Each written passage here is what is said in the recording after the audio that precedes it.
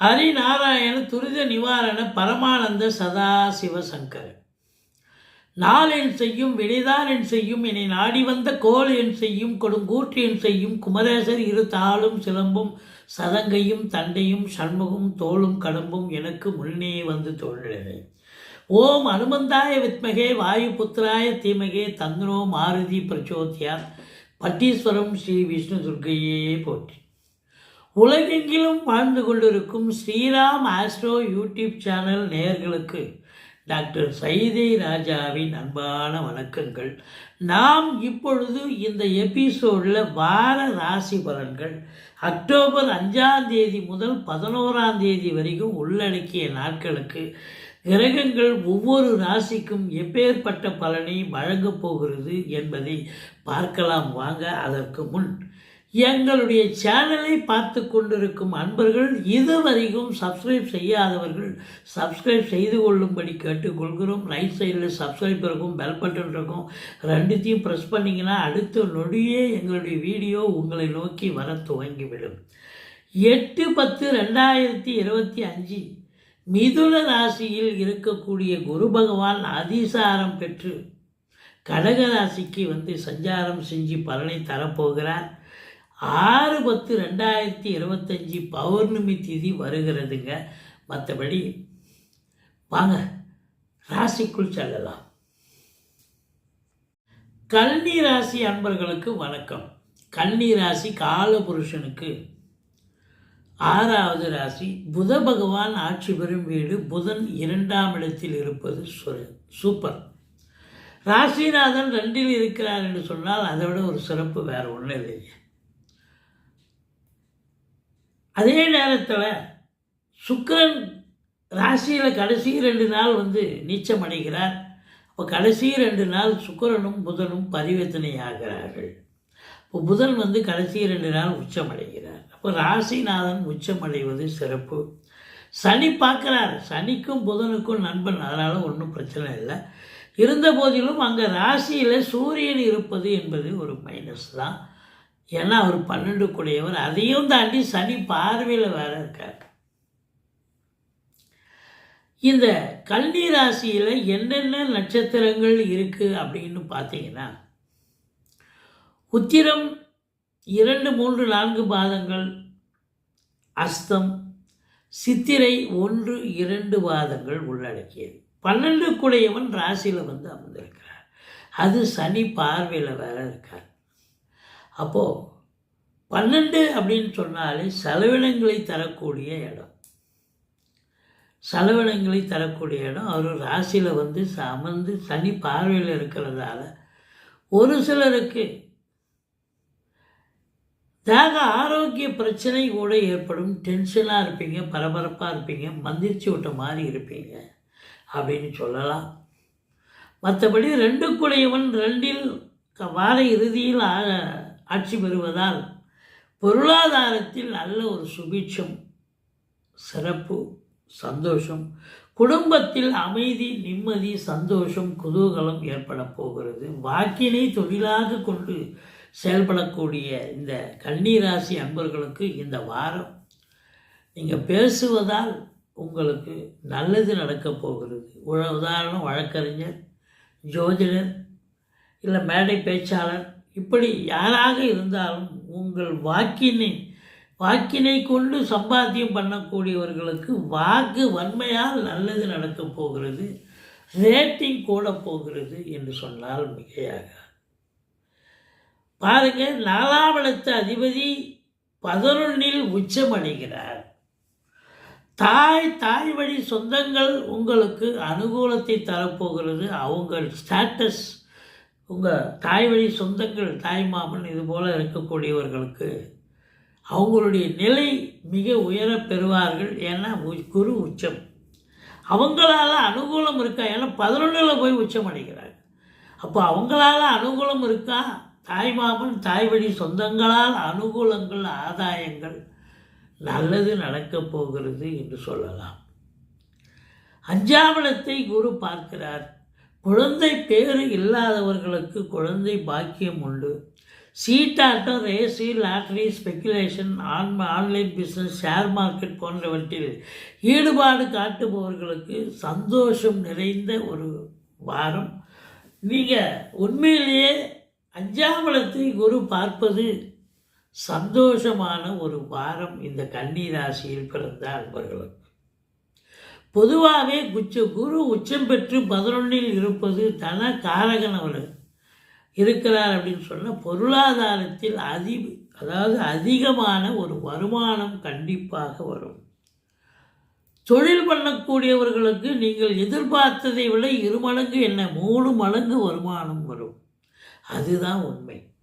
ஏன்னா 10க்குடையவனும் நல்ல நிலையில் இருக்கார் புதன். முதல் 3 நாள் 10ல் குரு இருக்கார். அப்புறம் 11ஆம் இடத்துக்கு 4 நாள் வந்துடுறார். அதனால் தொழிலில் வளர்ச்சி, சம்பாத்தியம், உத்தியோகத்தில் பதவி உயர்வு, சான்சர், இன்க்ரிமெண்ட் போன்ற சலுகைகள், லோன் ஃபெசிலிட்டிஸ் கிடைக்கும். ஸோ அதனால் உத்தியோகம் பண்ணுறவங்களுக்கும் ஒரு பதவி உயர்வு கிடைக்குதுன்னு சொன்னால் அதை விட ஒரு சிறப்பு வேறு என்னங்க வேணும்? சமூகத்தில் உங்களுக்கு பேரு, புகழ், அந்தஸ்து உயர்வடையக்கூடிய ஒரு தருணம் வந்தாச்சு அப்படின்னு சொல்லலாம். 3ஆம் இடம் குரு பார்வையில் இருக்குது. கம்யூனிகேஷன் பாவம். இப்போது கம்யூனிகேஷன் டிபார்ட்மெண்ட்டில் வேலை பார்க்குறவங்க, பிபிஓ, சாஃப்ட்வேர் போன்ற பிரிவில் பணியாற்றும் அன்பர்களுக்கு சிறப்பான நேரம். 3க்குடைய செவ்வாய் 2ஆம் இடத்துக்கு வந்துடுறார். அப்போது உடன் பிறந்தவர்கள், இளையவர்களால் உங்களுக்கு அனுகூலம் கிடைக்கப் போகிறது. அவங்க ஆணாக இருந்தாலும் சரி, பெண்ணாக இருந்தாலும் சரி. மற்றபடி 6ல் ராகு சூப்பருங்க. அஷ்டலட்சுமி யோகம். சம்பாத்தியம் சிறப்பாக இருக்கும். எதிரிகளை துவம்சம் பண்ணுறவங்க ஓடி ஒளிவார்கள் எதிரிகள். கடன் சுமை இருந்தால் படிப்படியாக குறையும். கோர்ட்டில் கேஸ் எதாக இருந்தால் சாதகமாக தீர்ப்பு வரும். சொந்த தொழில் செய்யக்கூடிய அன்பர்களுக்கு நம்பிக்கைக்கு பாத்திரமான பணியாளர்கள் கிடைப்பார்கள். 6ல் ராகு இருக்குன்னு சொன்னால் நீங்கள் வேலை பார்க்குற இடத்துல நீங்கள் தாங்க சிம்ம சொப்பனமாக இருப்பீங்க. மற்றவங்கெல்லாம் உங்களை பார்த்து ஓடி ஒளிவாங்க. அப்படி ஒரு நேரம், அற்புதமான ஒரு நேரம், வெற்றி பெறக்கூடிய தருணம். அப்போ உங்களுக்கு வேலைக்காக முயற்சி பண்ணுறீங்க, புதுசாக படித்த படிப்புக்காக உத்தியோகத்துக்கு முயற்சி பண்ணுறீங்கன்னா கண்டிப்பாக வேலை வாய்ப்பு கிடைக்கும். சாதிக்கக்கூடிய ஒரு நேரம். 7ஆம் இடத்தில் சனி இருந்த போதிலும் குரு பார்வை பெறுகிறார். கணவன் மனைவியிலேயே இருந்து வந்த மனக்கசப்பு விலகப் போகிறது. ஒருத்தருக்கு ஈகோ இருந்திருக்கும். அந்த ஈகோவை விட்டு கொடுத்து சந்தோஷமாக இருக்க போகிறீங்க.